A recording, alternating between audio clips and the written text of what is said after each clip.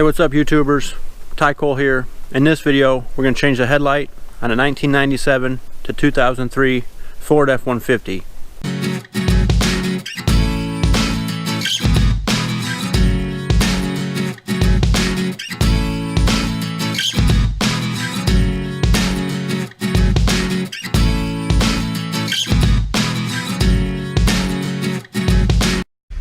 You have these two prongs, 1, 2, and disengage those, pull up. Once those are up, try and keep them up, reach back, push your headlight bulb out. It's okay if they come out.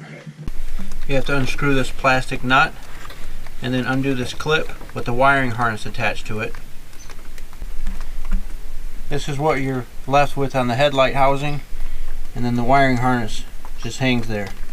So you take off this plastic nut and you pull your bulb out.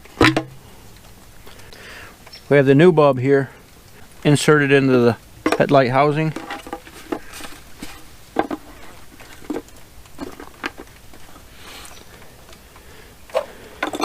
Put your plastic nut on, and then you reattach the wiring harness clip.